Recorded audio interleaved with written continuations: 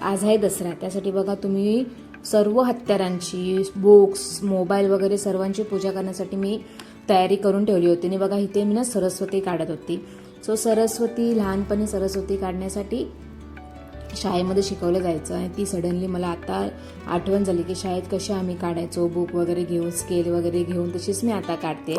त्याच्यामुळे सर्व ती एक रिकॉल झालं होतं शाळेमध्ये जे जे आम्ही करत होतो ते सडनली इतक्या वर्षानंतर. त्यानंतर मी मस्त त्याला चॉकने एकदम कलरफुल करून टाकली होती सरस्वती. त्यानंतर ना सर्व माळा बनवल्या, हार बनवले, तोरण बनवले. तोरण तर खूप मला इतका आवडला होता. त्यानंतर त्याला हळद कुंकू लावलं. तोरणावरती पण ते आंब्यांची पानं होती ना, त्याच्यावरती मी ते हळद कुंकू लागलं. थोडेसे तांदूळ टाकले आणि ते प्रॉपर चिपकले होते. नंतर नव्याचं पण तसंच केलं. नवा बांधतात दसऱ्याच्या दिवशी, आमच्याकडे तरी बांधतात, तुमच्याकडे बांधतात का मला नक्की सांगा. त्याच्यानंतर ते सर्व तोरण बांधले. दरवाजाला पण खूप छान दिसत होतं. त्यानंतर रांगोळी काढली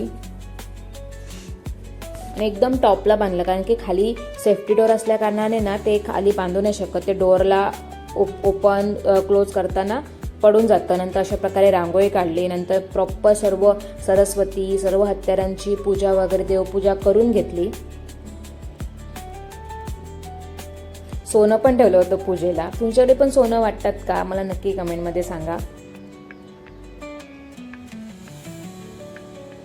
अशा प्रकारे बाबूने पण सर्व यांची पूजा करून झाली. पूजा करून झाल्यानंतर आज तर दसरा, सो गोडधोड काहीतरी होणारच. सो श्रीखंड पण बनवलं होतं, पण अक्षेतला पुरणपोळी खायची होती, त्यामुळे पुरणपोळी थोडीशीच बनवली, पण खूप टेस्टी झाली होती. या टायमाला मी गव्हाच्या पिठाची बनवली. लास्ट टाइम मी मैद्याच्या पिठाची बनवली होती, कारण की ते फर्स्ट टाइम होतं आणि हे सेकंड टाइम आहे. त्याच्यामुळे गव्हाच्या पिठाची बनवली मी. खूप टेस्टी झाली होती. सर्व नैवेद्य वगैरे दाखवून झालं. त्यानंतर मग थोडासा आराम केला. संध्याकाळी बघा अशा प्रकारे आमच्याकडे वाजत गाजत पूजा झाली होती.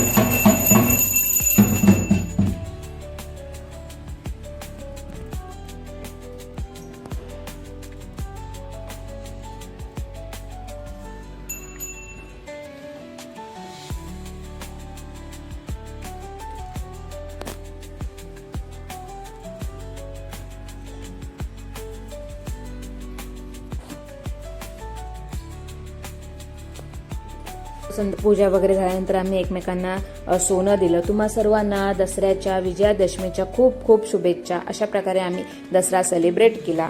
तुम्ही कसा साजरा केला आम्हाला नक्की कमेंटमध्ये सांगा.